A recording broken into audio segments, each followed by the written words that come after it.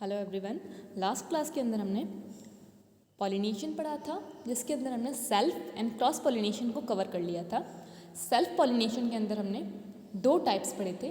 First type पढ़ा था auto, जिसके अंदर जब एक ही फ्लावर, सिंपल सी अगर बात करें हम कि पॉलिनेशन का मतलब ही ये था कि अगर हम सेल्फ की बात करते हैं तो अगर एक प्लांट को ले रहे हैं, आप जो नंबर ऑफ प्लांट है वो सिर्फ एक लेते हैं, उसमें अगर एक ही फ्लावर लेते हैं, उसके अंदर दोनों male and female reproductive organ हैं और उसी फ्लावर के मेल रिप्रोडक्टिव ऑर्गन यानी कि स्टेमन से पोलन उसी के पिस्टल पर पहुंचते हैं, यानी कि स्टिग्मा पर पहुंचते हैं एक ही फ्लावर के अंदर, तो इसे ऑटो कहा था।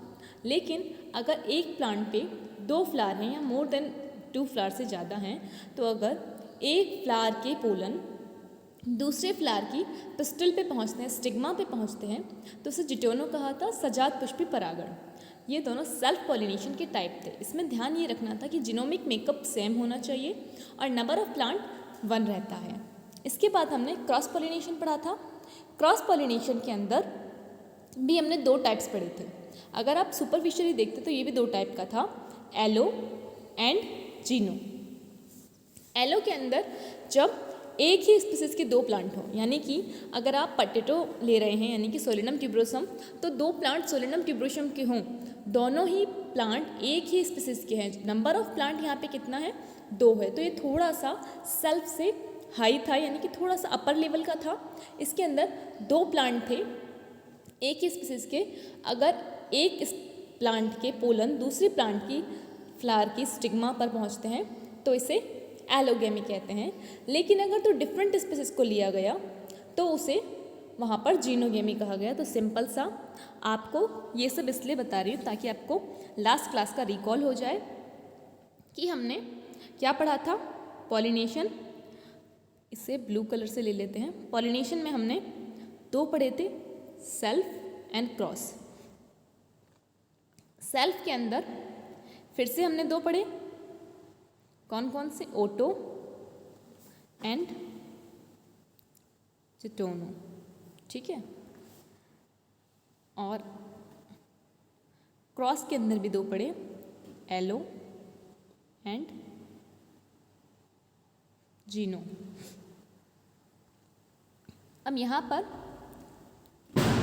स्पीसीज सेम रहती है और यहाँ पर स्पीसीज वेरी करती है, यानी कि डिफरेंट होती है। तो आपको ये लास्ट क्लास का है, समझ में आया होगा। आई होप मैंने आपको एक बार फिर से रिकॉल करा दिया है। इसके बाद हमने क्रॉस के अंदर ही बहुत सारे टाइप्स पढ़े थे, जैसे कि एंटोमो जब इंसेक्ट्स के थ्रू होता है, सेकंड एक था माइमर्कोफिली जब इंसेक्ट्स के थ्रू हो तो एंटोमो, लेकिन जब स्पेसिफिकली एंट को डिनोट किया जाए तो माइमर्कोफिली। फिर अगर बर्ड्स के थ्रू होता है तो ऑर्निथोफिली। अगर बैट्स के थ्रू होता है तो इसे मैं यहाँ लिख देती हूँ, 4th नंबर था चिरोप्टेरोफिली। इसके बाद 5th था अगर स्नेल करती है तो उसे बोला था मेलेकोफिली। और अगर एनिमल्स के थ्रू होता है तो उसे कहते हैं जूफिली। तो ऑर्निथो, चिरोप्टेरो, मेलेको को हम जूफिली के अंदर ले सकते हैं। एंटोमो के अंदर हम माइमर्कोफिली को ले सकते हैं। तो ये सारे टाइप्स पढ़े थे हमने। इसके साथ साथ इनके अडेप्टेशंस पढ़े थे कि self pollination and cross pollination में प्लांट के फ्लावर के ऐसे क्या अडेप्टेशन होने चाहिए ताकि वो सेल्फ या क्रॉस करा पाए। एक सिंपल टर्म हमने जो आपको मैं वापस से याद करा रही हूँ यहाँ पे, वो पढ़ी थी क्लिस्टोगेमी। ये स्पेसिफिक मैं आपको इसलिए याद करा रही हूँ ताकि जो इंपॉर्टेंट है वो आपको याद आ जाए। क्लिस्टोगेमी का मतलब था, अगर सेल्फ पॉलिनेशन के अंदर हम पढ़ते थे, ये एक अडेप्टेशन का टाइप था। ये इसलिए अलग से बताया गया क्योंकि स्टार मार्क ये एक थोड़ा यूनिक नेम है और पूछा जाता है। तो क्लिस्टो के अंदर जब फ्लावर बर्ड स्टार्टिंग से लेकर टिल एंड तक बर्ड क्लोज कंडीशन में रहती है, यानी फ्लावर हमेशा क्लोज्ड कंडीशन में रहता है, उस वजह से उसके चाहे एंथर हो या फिर स्टिग्मा हो, डेवलप होने के बाद भी बाहर किसी और से इंटरेक्ट नहीं हो पाते, इसलिए इनके अंदर सेल्फ पॉलिनेशन होता है। तो आपको एक ये टर्म याद रखनी है। दूसरी टर्म थी हर्कोगेमी। हर्कोगेमी का मतलब था कि जब जो पोलन है एंड जो पिस्टिल, इनके बीच में अगर कोई बैरियर प्रेजेंट हो, यानी कि ये इनको कोई ऐसी अड़चन हो, ऐसा ऑब्स्टिकल हो जो इन दोनों को आपस में इंटरेक्ट होने से रोकता है। एक तरह से फिजिकल बैरियर की बात की जा रही है यहाँ पर। हो सकता है केमिकली भी हो, लेकिन अगर कोई तरह का बैरियर होता है तो उसे हर्कोगेमी कहा जाता है। तो ये पॉइंट क्रॉस पॉलिनेशन के अंदर पढ़ते हैं हम, क्रॉस के अंदर है ये। अडेप्टेशन का टाइप, ये स्पेसिफिक नाम ही मैं बता रही हूँ जो स्पेशल होते हैं। इसके अलावा आपने पढ़ा था डाइकोगेमी, जब पिस्टिल एंड स्टेमन दोनों का मैच्योरेशन का टाइम डिफरेंट हो। ये सब हम लास्ट क्लास के अंदर पढ़ चुके हैं। तो जो ये स्पेसिफिक नाम है इन्हें याद कर लीजिएगा। आज हम न्यू टॉपिक को स्टार्ट करेंगे जो है पोलन एंड पिस्टल इंटरेक्शन। सारा मैं आपको रिकॉल करा चुकी हूँ।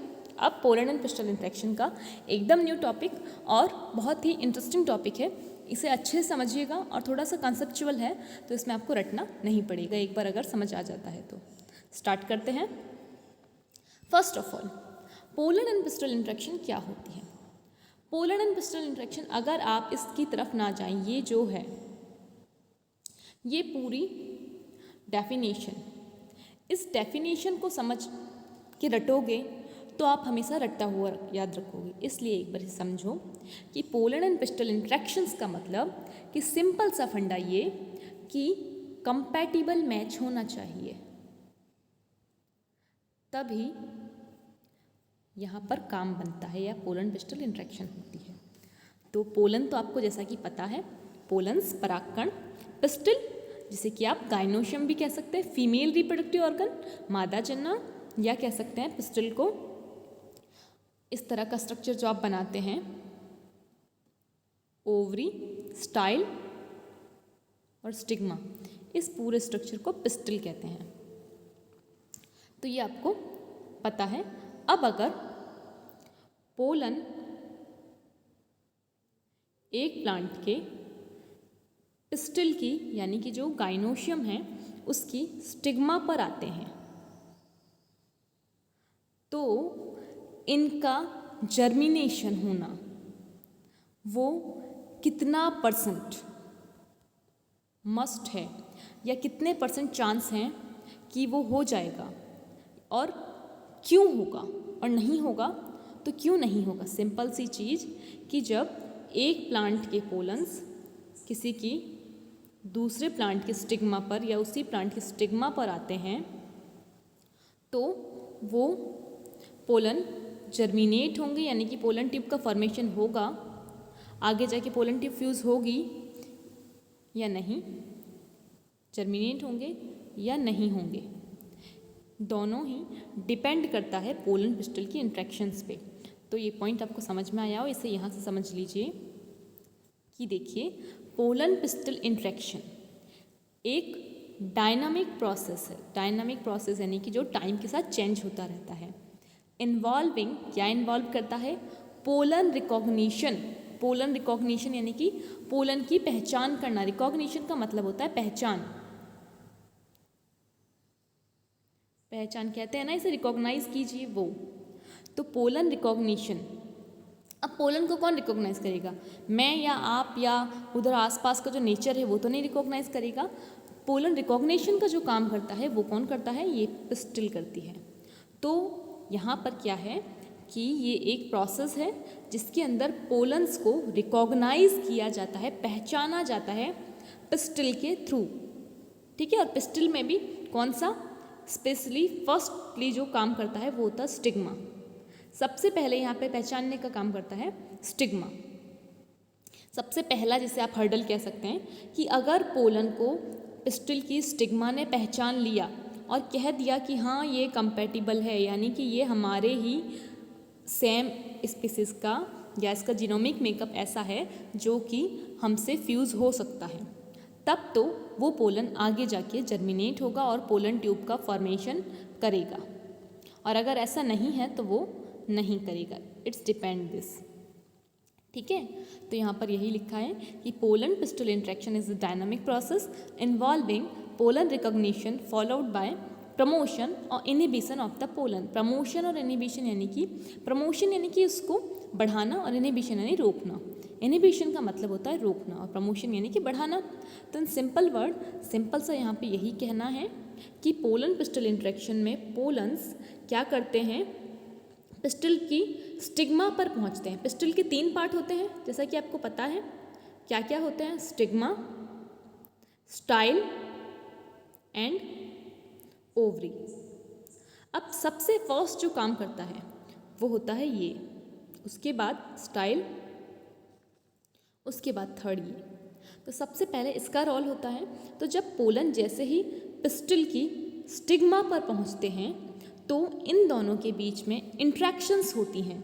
वो इंट्रैक्शंस कैसी होती हैं, वो इंट्रैक्शंस केमिकल इंट्रैक्शन होती है, कोई बातचीत नहीं होगी जो हम एक तरह से बातचीत कर रहे हैं, कोई केमिकल इंट्रैक्शंस होती हैं और ये केमिकल एज अ सिग्नल काम करते हैं, एज अ सिग्नल काम करते हैं। और क्या करते हैं, पिस्टल को ये बताते हैं कि कंपैटिबल या फिर आपकी सेम स्पीसीज या जीनस का, जिनका जीनोमिक मेकअप सेम है या आप जिनसे इंटरेक्ट कर सकते हैं, वो पोलन आया है। और अगर ऐसा होता है कि उनके कंपैटिबल होता है, कंपैटिबल का मतलब आप एक इन सिंपल वर्ड कह सकते हैं, जब आप हर जगह देखते हैं ना कि मेरे कंपैटिबल नहीं है, यानी कि ये मुझसे मैच नहीं करता, ये मेरे योग्य नहीं है, तो कंपैटिबल का मतलब वही कि अगर वो उनके बीच में कंपैटिबिलिटी होती है तब प्रोसेस आगे बढ़ता है एंड पोलन वहाँ पर जर्मिनेट होता है। क्या होता है, पोलन जर्मिनेट होगा और इस तरह से पोलन ट्यूब का फॉर्मेशन करेगा। और इसके बाद यहाँ तक अगर कंपैटिबल होता है, कंपैटिबल का मतलब ये नहीं कि 100% कंपैटिबल हो ही गया, स्टिग्मा ने अपने लेवल पर पहचान लिया, अगर उसको लग रहा है कि हाँ हो सकता है ये कंपैटिबल हो, तो उसने अलाउ कर दिया कि ठीक है जाइए जर्मिनेट हो जाइए, और उसने क्या करा, पोलन ने अपनी पोलन ट्यूब बना ली। अब स्टाइल लेवल पर उसका कंपैटिबिलिटी चेक होगी, अगर अभी भी वो कंपैटिबल नहीं है तो पोलन ट्यूब बीच में ही रोक दी जाती है। लेकिन चलो स्टाइल ने भी अलाउ कर दिया तो ओवरी के अंदर फ्यूज़न नहीं होगा और फ्यूज़न से पहले ही एक सिनर्जिट डिसग्रेट हो जाएगी, यानी कि डिसइंटीग्रेट हो जाएगी, टूट फूट जाएगी, और उसके ख़त्म होने से ये क्या डिसाइड करेगी कि जो पोलन था वो कंपैटिबल है या नहीं। तो सिंपल सा वर्ड, फर्स्टली स्टिग्मा चेक करती है, compatibility second style and third ovary. अगर किसी भी लेवल पे, इस लेवल पे या इस लेवल पे या इस लेवल पे कंपैटिबिलिटी मैच नहीं खाती तो उसी समय जो पोलन ट्यूब है वो जर्मिनेशन उसका रुक जाता है और आगे फ्यूज़न, जिसे आप डबल फर्टिलाइजेशन कहते हैं, द्विनिषेचन नहीं हो पाता और एम्ब्रियो एंड एंडोस्पर्म का फॉर्मेशन नहीं हो पाता है। ये सारे पॉइंट्स हैं। चलिए इसे एक बार इस थ्योरी से समझ लेते हैं कि pollen pistil interaction is a dynamic process involving pollen recognition, इसमें पोलन को रिकॉग्नाइज किया जाता है, फॉलोड बाय प्रमोशन और इनहिबिशन ऑफ द पोलन, कि इसके अंदर पोलन को या तो प्रमोट किया जाएगा या फिर रोक दिया जाएगा। किससे रोका जा रहा है या प्रमोट किया जा रहा है कि पोलन ट्यूब का फॉर्मेशन हो या ना हो, यानी पोलन्स को जर्मिनेट होने से या तो रोका जाएगा या उनको एनहेंस किया जाएगा, क्योंकि अगर कंपैटिबल होगा तो स्टिग्मा खुद हेल्प करेगी उसको जर्मिनेट होने में, या जो पिस्टल है वो खुद हेल्प करेगी उसको जर्मिनेट होने में। लेकिन अगर नहीं होगा तो सारे ही फैक्टर इसके अगेंस्ट जाएंगे और इसे रोकने का कार्य करेंगे। ये यहाँ तक प्रोसेस समझ में आया। अब ये जो इंट्रैक्शन है ये मेडिएटेड बाय, यानी किसके द्वारा होती है, बाय केमिकल कंपोनेंट्स। जो केमिकल कंपोनेंट्स हैं, केमिकल्स हैं, वो एज अ सिग्नल काम करते हैं। पोलन्स एंड पिस्टल दोनों के पास अपने अपने केमिकल होते हैं जो कि ये डिसाइड करते हैं। पोलन को भी ये राइट है कि वो डिसाइड करे पिस्टल उसकी सेम स्पीसीज या सेम जीनस की है या नहीं है, दैट मीन कि कंपैटिबल है या नहीं, और पिस्टल के राइट भी होते हैं कि वो पोलन को चेक करे। तो यानी दोनों ही लेवल पर, पोलन के लेवल पर भी और पिस्टल के लेवल पर भी, दोनों को ही ये चेक करना होता है कि ये दोनों एक दूसरे के लिए कंपैटिबल हैं या नहीं, तब जाकर आगे पोलन्स जर्मिनेट होते हैं। और अगर किसी भी टाइम पर ये पता चलता है कि पोलन कंपैटिबल नहीं है, तो उसी समय उसका जर्मिनेशन स्टॉप कर दिया जाता है और वो पोलन ट्यूब वहाँ पर धीरे धीरे करके टाइम के साथ डिसइंटीग्रेट हो जाती है, ख़त्म हो जाती है। तो यहाँ तक आपको ये पॉइंट समझ आ चुका हो, यानी कि डेफिनेशन समझ आ चुकी होगी, तो इसे आपको अब रटना नहीं पड़ेगा। चलिए, इसके बाद इनको पढ़ने के लिए, यानी कि पोलन पिस्टल के इंट्रैक्शंस को पढ़ने के लिए इसके हमें स्टेप्स पढ़ने पड़ेंगे। उनसे पहले क्या केमिकल कंपोनेंट है, यानी कि जैसा मैंने बोला पोलन के पास भी राइट है, पिस्टल के पास भी राइट है, दोनों के पास ही खुद के केमिकल्स हैं, खुद का एक स्पेशल स्ट्रक्चर है जो कि ये डिसाइड करने में हेल्प करता है कि कंपैटिबल है या नहीं। तो इनसे हमें पहले दोनों के स्ट्रक्चर पढ़ने पड़ेंगे कि पोलन एंड पिस्टल में क्या ऐसे फैक्टर्स हैं जो कि इसमें हेल्प कर रहे हैं। तो सबसे पहले हम पोलन के स्ट्रक्चर को पढ़ते हैं कि पोलन का स्ट्रक्चर कैसा होता है, यानी सिंपल सा कि पोलन का वही स्ट्रक्चर पढ़ेंगे जो कि हेल्प कर रहा है या इनहिबिशन करेगा पिस्टल और पोलन की इंट्रैक्शन में, तो वो होती है पोलन वॉल। पोलन वॉल यानी कि जिसे आप कहते हैं परागकण भित्ति, परागकण भित्ति यहाँ पर पोलन पिस्टल इंट्रैक्शन में हेल्प करती है। तो इसके कुछ स्पेसिफिक कैरेक्टर हैं, उन्हें हम अभी एक बार सुपरफिशियली पढ़ लेंगे और इसके बाद मैं आपको इन्हें मैं डिटेल में समझा दूंगी। चलिए स्टार्ट करते हैं। फर्स्ट ऑफ ऑल कि पोलन वॉल का क्या कैरेक्टर है। फर्स्ट, ये बाई लेयर्ड होती है। जैसा कि आपको पता है, मैंने जब आपको पोलन का स्ट्रक्चर बताया था, यानी कि मैं आपको पहले ही पोलन स्टेमन, पोलन किससे के पार्ट है, स्टेमन के, और स्टेमन किन किन से मिलके बना होता है, तो देखिए आपको जैसा कि पहले ही पता है ये पोलन वॉल किसका पार्ट है, पोलन ग्रेन का, और ये पोलन ग्रेन किसका पार्ट है, एंथर का। एंथर किसका पार्ट है, स्टेमन का। तो सिंपल सा कि जो स्टेमन है वो एंथर एंड फिलामेंट से मिलके बना होता है। इसके अंदर एंथर चैम्बर होते हैं जिनके अंदर पोलन प्रेजेंट होते हैं, और इन पोलन की पोलन वॉल का डिसाइड करती है आगे होगा या नहीं। तो एक पहले भी मैं इसके बारे में आपको ऑफलाइन क्लासेस में बता चुकी हूँ, आज फिर से हम इसे एक बार रिकॉल कर लेंगे और इसे और ज़्यादा डिटेल में स्टडी करेंगे ताकि यह पता चल सके कि इनके अंदर क्या केमिकल कंपोनेंट हैं, इसकी जो वॉल है वो किस किस कंपोनेंट से मिलके बनी है। सो सिंपल सा कि फर्स्टली ये बाई लेयर्ड होता है। जैसा कि आपको पता है कि पोलन वॉल कैसी होती है, बाई लेयर्ड होती है, यानी कि 2 लेयर से मिलके बनी हुई है, जिसे आप कह सकते हैं द्विपर्तीय, द्विपर्तीय ही कहते हैं। तो ये सिंपल कि ये 2 लेयर से मिलके बनी है। अब 2 लेयर से मिलके बनी है मतलब ये पोलन है और इसकी ये 2 लेयर हो गई, फर्स्ट लेयर, और इस लेयर को हम सेकेंड लेयर। अब 2 लेयर होने के बाद भी इसकी आउटर लेयर और इनर लेयर दोनों ही किस किस केमिकल से बनी है और किस तरह से सब डिवाइडेड है उनको स्टडी करते हैं। तो आउटर वॉल जो है, ठीक है, पोलन की सबसे आउट, जैसे कि मैंने आपको बताया सिंपल सा कि ये पोलन अगर हम मान के चलते हैं तो इसकी ये एक वॉल हुई और ये दूसरी वॉल हुई। तो जो ये वाली वॉल है इसे कहेंगे आउटर वॉल और इस वॉल को कहेंगे इनर वॉल। सिंपल सा बाह्य भित्ति और आंतरिक भित्ति, ठीक है। तो यहाँ पे अगर आप सिंपल वर्ड कहेंगे तो आप ये कहेंगे outer wall and inner wall. अब इसको स्पेसिफिक नाम दिया गया है। जो आउटर वाली वॉल है उसे एक्साइन कहते हैं और जो इनर वाली वॉल है उसे इंटाइन कहते हैं। तो क्या कहते हैं कि जो पोलन की वॉल है वो जो 2 लेयर्ड है उसमें एक आउटर वॉल है और एक इनर वॉल है। आउटर वाली वॉल को एक्साइन कहते हैं और इनर वाली वॉल को इंटाइन कहते हैं। हिंदी में क्या कहते हैं, हिंदी के टर्म्स में यहाँ लिख देती हूँ। आउटर वॉल को कहते हैं बाह्य भित्ति, अरे एक सेकेंड, ये कुछ ज़्यादा ही सही लिख दिया मैंने। बाह्य भित्ति और इनर वॉल को कहते हैं आंतरिक भित्ति। ठीक है, बाह्य भित्ति हो या आंतरिक भित्ति हो, दोनों ही किसी न किसी केमिकल कंपोनेंट से मिलके बने होते हैं। दैट मीन कि चाहे एक्साइन हो या इंटाइन, दोनों का खुद का एक स्पेसिफिक केमिकल कंपोनेंट होता है। उनके बेसिस पे हम इन्हें बाह्य भित्ति और आंतरिक भित्ति कहते हैं। या भित्ति की जगह आप परत भी कह सकते हैं। तो ये तो हो गई एक सिंपल सी चीज।